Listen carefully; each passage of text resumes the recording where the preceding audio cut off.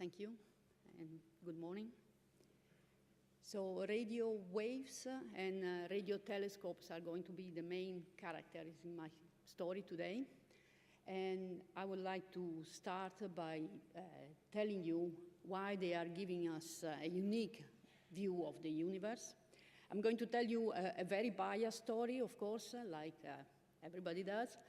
A story of the science that I find compelling with this telescope and the telescope that we are building at the moment.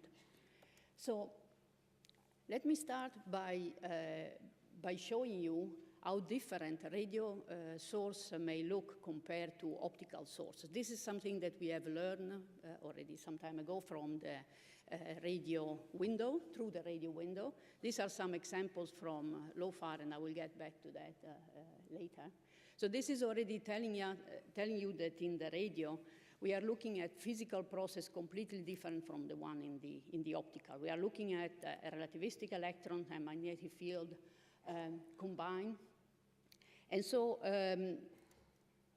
actually, some of the most boring galaxy in the universe, no galaxy is actually boring, but the most boring elliptical, when looked at radio wavelength, can be very, very different. Can be spectacular, can show spectacular jets, very collimated jets of electrons and magnetic field that can propagate for tens to hundreds of kiloparsec from the supermassive black hole in the center. So they can then diffuse in some lobe, different structure. So this is already telling you how spectacular this process can be, and we are trying to understand how they can happen, how they work. So this is for the continuum life. And then in the radio window, you also have the 21 centimeter line, the very important spin flip line produced from atomic hydrogen. So the most common element in the universe producing this line. And that's been already used in the past, already in the 50s by Oort, actually to trace the morphology of our own galaxy, the Milky Way. So with this line, we can actually trace the gas around the galaxy, and also that can be distributed in a very different way. So what you see here is in white, the optical galaxy, and in red, the H1 for the case of M101. And so you see already that, first of all, the H1 is distributed over larger radii. This means that trace not only the visible light, but can trace also the dark matter. So that's a key point that we can do with the H1. And also it's very sensitive to merger, to accretion, to all the disturbance that can happen to the galaxy. So these are key ingredients if you want to study galaxy evolution. So these are just two highlighted of what the radio can give you, key information that the radio can give you. So if this window is so important, of course we want to have the best possible view out of this radio window. And of course we have been always busy with state-of-the-art radio telescopes. We have upgraded some of them also recently. So, but new technology has appeared in the last year. I really don't have to remind you this because you just have to look at the exhibition downstairs to see how rich this field is. But for radio astronomy means a major leap forward that we were waiting for years. Some of the science that we do, including the one that I show you, really need this big step forward, not just an upgrade of a telescope. And so the engineers have already shown us that some of this new technology can be used for this leap forward. It's a challenging one, but can be done. And so we are busy working on that.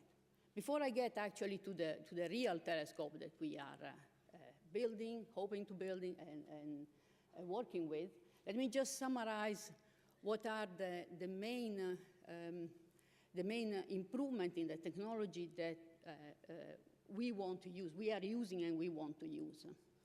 So first of all, the new antenna design. and also the understanding of, for example, putting antenna very close together, the coupling and the simulation that you can attach to this to understand this. Key actually is the fast real-time processing that we can do for large stream of data. I mean, radio astronomy has been always very computational intense, not only in the collecting the data, correlating the data, making the image with the Fourier transform. So it's been always rely on big computing, but now we want much, much more than that. So, so you will see some number in a moment. It's really step up. And then, of course, the capability to cope with big data, with the big data attached to this. That doesn't mean that we understand actually all this big data. That's another issue that we have to cope with separately. So, but what does it mean this for the astronomer? So it's nice to have a new technology, but what does it mirror to for the astronomers? So for the astronomer, this means a few things that I will show you in practical example as I go through the story. But the three main points are that we can now do enlarge our field of view, the field of view of the image that we make. And that's okay, but in a way, who cares? We have done also in the past a large field of view, but this is now combined with very high spatial resolution, so we can really resolve and study the detail of the object. The fact that we can do wide field of view has a major implication. That is, we can go back to looking at that piece of sky many, many more times. And the fast response that the telescope can also provide means that the transient universe is now becoming one of the top things that we want to study. The other major improvement is the broad instantaneous band that this telescope can offer us. So because we can cope with this large data, we can get correlated data for broadband with very high velocity resolution. So broadband for, if you study lines, means study your line at different redshift. So essentially to go and look back in time as you trace your redshifted line, in this case, the H1. So this means that if you take an observation of a big chunk of sky, you can also at the same time explore in this chunk of sky the gas between here and redshift, for example, 0.2, as I will show you, or further, as I will show you in a moment. So all this together actually has also a sociological kind of implication for the radio community. A lot of the observation that we will be doing very soon with the new telescope can actually serve more than one community, more than one science goal. And this is something new. So you can take an observation, you can make the people that study continuum and AGN happy, but also the one that study lines, the magnetism, the transient, all in one goal. So we have to actually get together and coordinate this. This is at the moment, I would say, well above the capability of a typical astronomer to coordinate, but we are getting actually used to this, and we are learning how to do this. Commensality will be one of the things we have to cope with this new telescope. So let me then move to the telescope that we want. The final goal is that the radio community, at least a big chunk of the radio community, is working toward, is the Square Kilometre Array. So you see here two artistic impressions of the telescope as it should become. And I will tell you more about this telescope at the end. I want to say a couple of things here. First of all, that it has revitalized radio astronomy, because the jump that we want to do by getting to this telescope is so large that we had to get to this via a number of so-called SKA pathfinder and precursor that are telescopes that test the new technology that we want actually to have in full glory in the SKA. So this has also allowed the young community to get into this new challenge, in new technology, new testing. For some, is a very challenging training path, but a very useful one. So as you see in this picture, the Square Kilometre Array actually has two designs. And so the reason for this is that we want to cover a very broad frequency range from the megahertz to the gigahertz, and so we need two antenna design. So this is very convenient because then you can put in the two places that want to host SKA. So the low band will be in Western Australia, and the high, let's say the gigahertz part in South Africa. So that's nice. But before I get you to some more detail, I want to tell you how we are trying to get there. And so the first telescope that I wanted to tell you about is LOFAR, so the equivalent, or let's say the pathfinder for SKA low. So LOFAR is a telescope that we have, let's say, center in the Netherlands.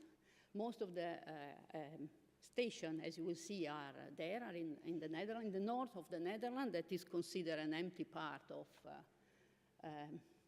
the country, as much as Netherlands can be empty, but okay. And we have 12 international stations spread in Europe, with a 13th one coming next year in Ireland. So it's a very big instrument. And this is just how the central part of this instrument looks. As you see, there is water, as it should be in the Netherlands. That's around this, that is the core. It's about 300 meters, this core, the central part of the array. And then there are different type of, this is one of the stations with different type of antennas. I'll get back to that in a moment.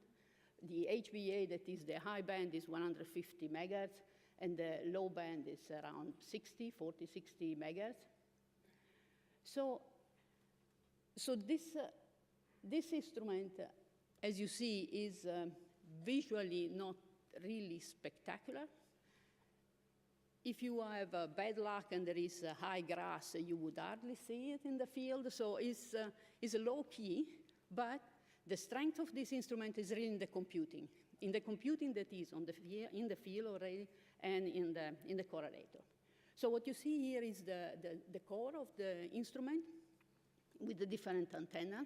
First of all, there are no movable parts. It's a software telescope, so everything happens in software, including making the beam where to point the instrument. You can make multiple beams, and then you form the beam in the field, so there is a huge data flow from all the antennas that are in the field to these little houses that are actually the first point that beam form the data. And so there are almost 2 terabytes per second of data going to this little box with 4 teraflops per second of operation that needs to be done to make the beam. Then all this data produced for each station are shipped to the big correlator in Groningen. So at the end of the story, you still have an observation of 10 hours that is about 100 terabytes of data that you have to handle. And what at the end you get after some flagging and averaging is anyway a few terabytes of data for each observation.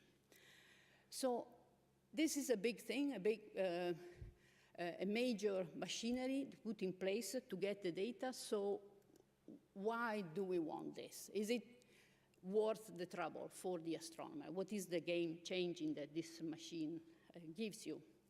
And so I want to mention a few things that we are doing as a science with some particular, a few pictures from the work that I'm particularly interested in, that are the AGN.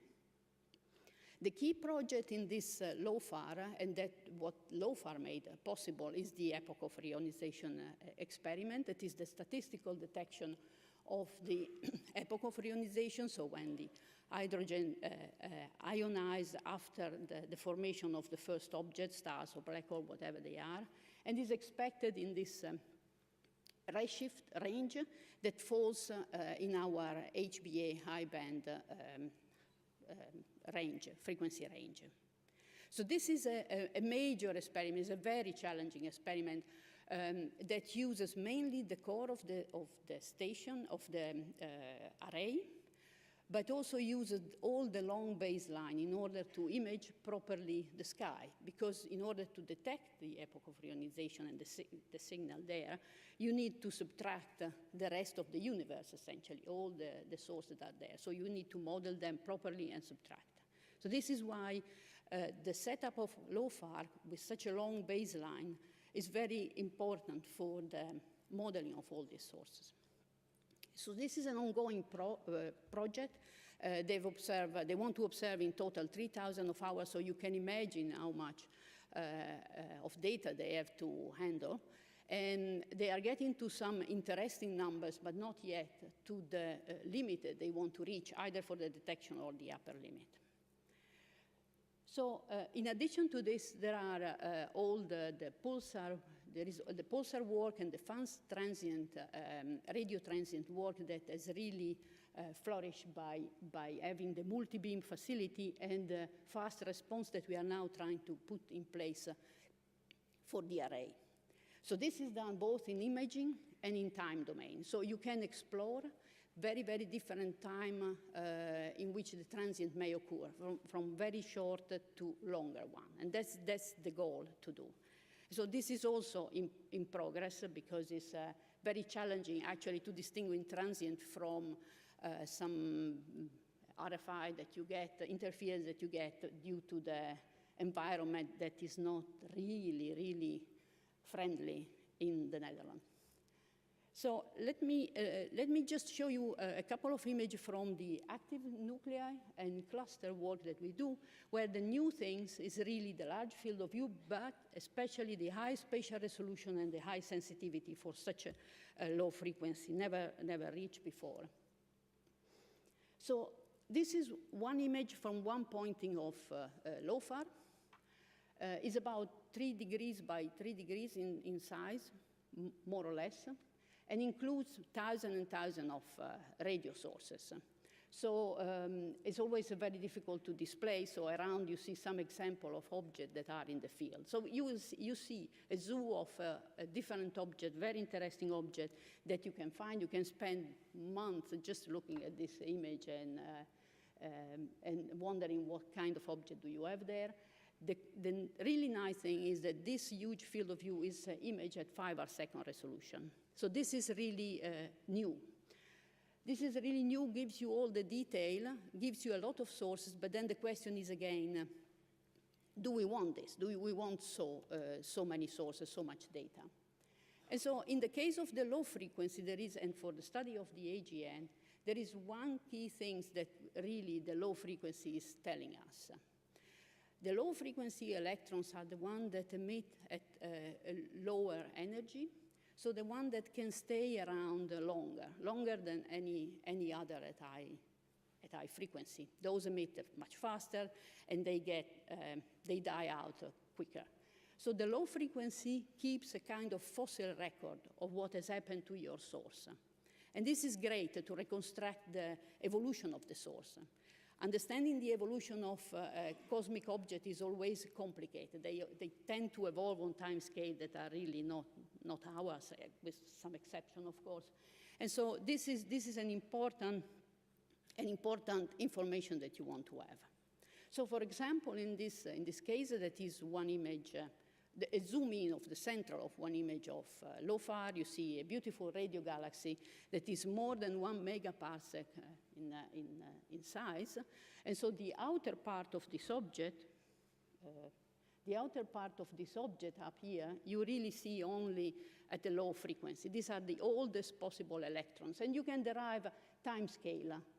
So how long ago this burst of radio actually happens. And as you see, these are huge distance from the optical galaxy that is this little bit here in the center.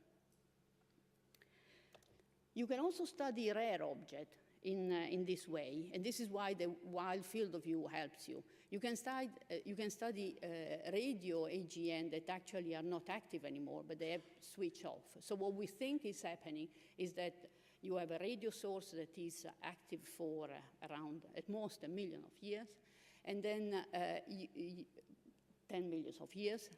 Then it dies out, and then it may restart. But we have no clue about the time scale of this cycle. And this is important because, as I mentioned at the beginning, radio influence the external medium, both the interstellar medium and the intergalactic medium. So it's important to know whether there is a cycle of activity that really makes a lot of damage to the medium around and to the evolution of the galaxy.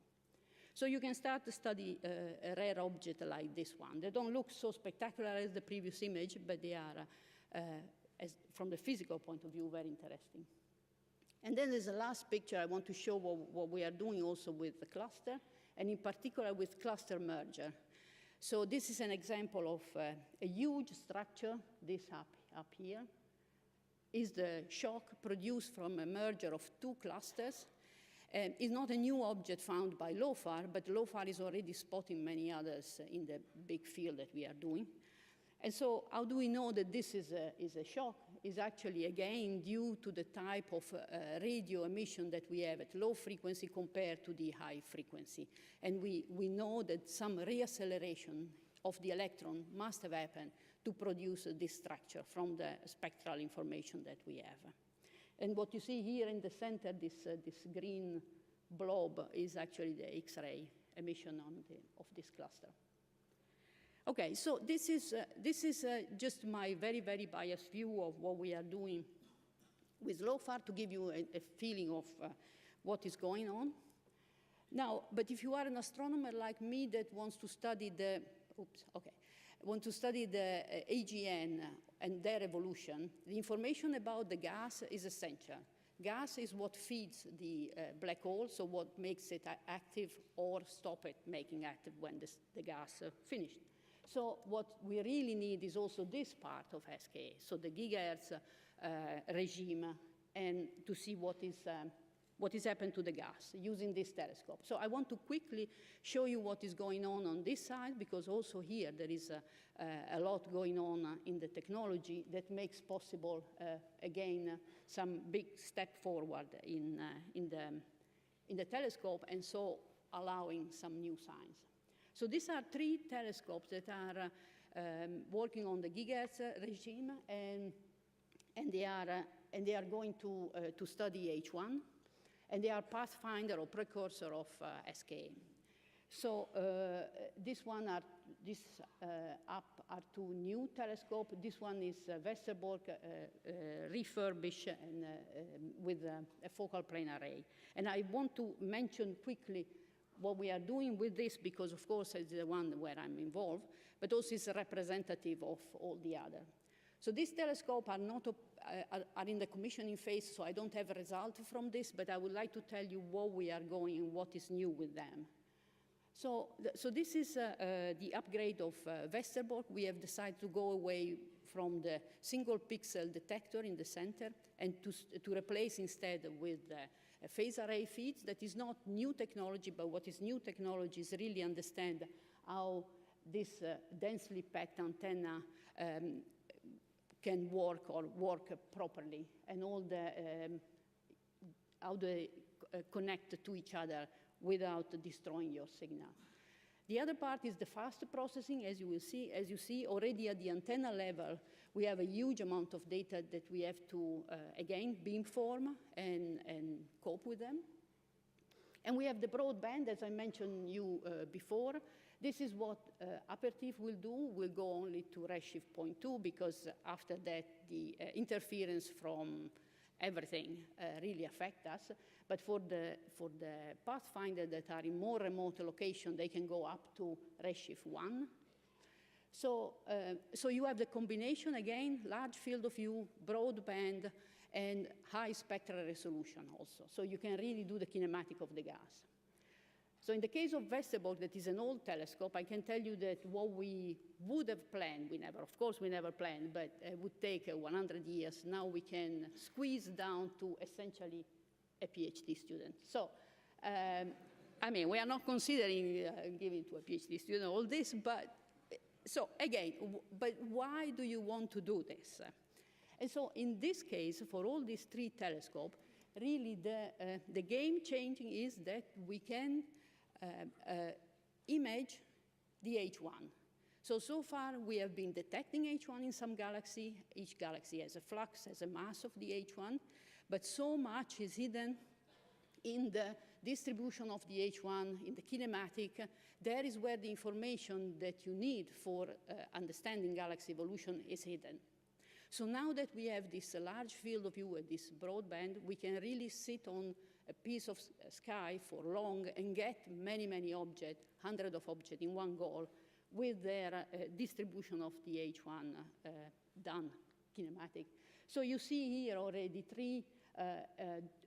three cases of galaxies in the nearby universe where the H1 is distributed in a completely different way, very regular, or very regular but with some interaction, with some companion next to it, with long tails, this blue stuff in the Virgo cluster, this large tail of gas, and each of this is telling you what the gas can do for you, accreting or getting out of it, as I'll show you in a moment, or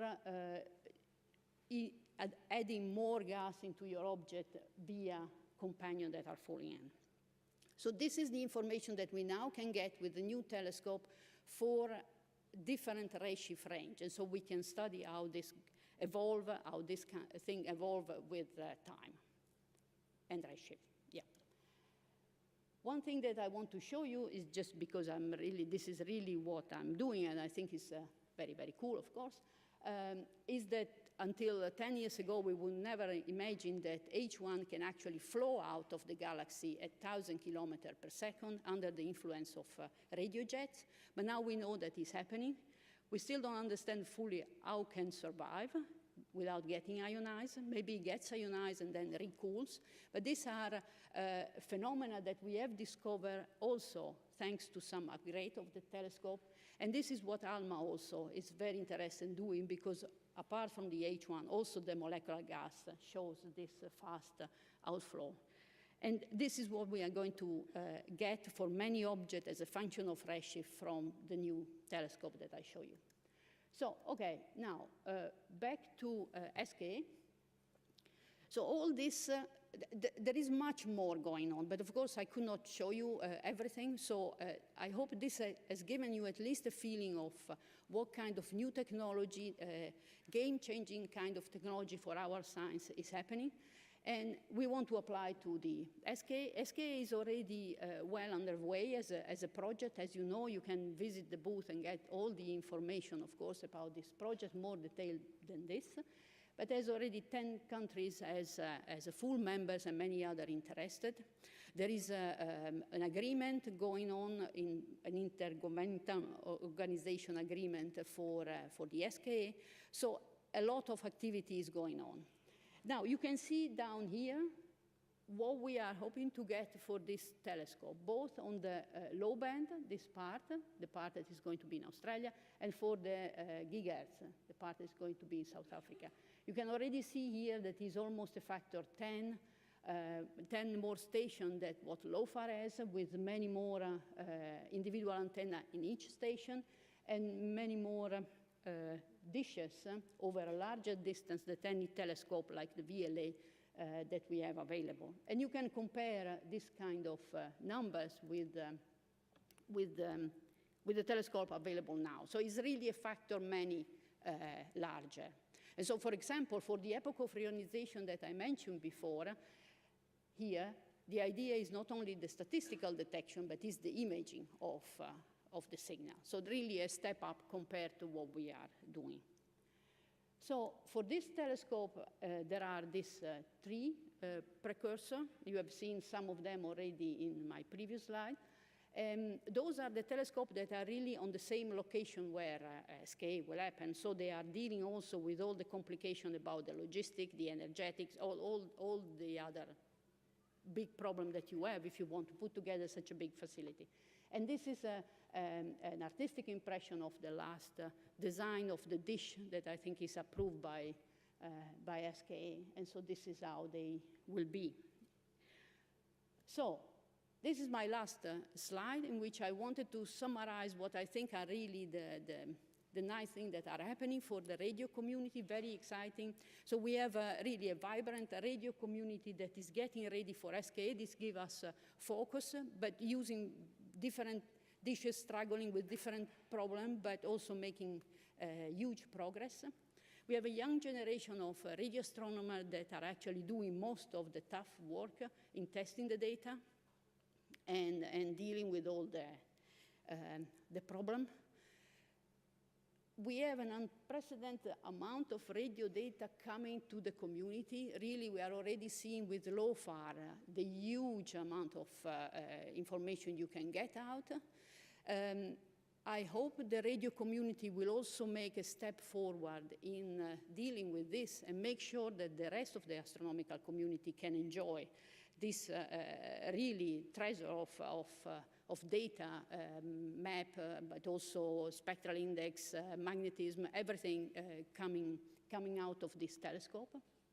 And so there are really exciting times we are dealing. I'm not saying that every day is a fun day. There are up and down in dealing with a new telescope and new technology, as you all know, I'm sure.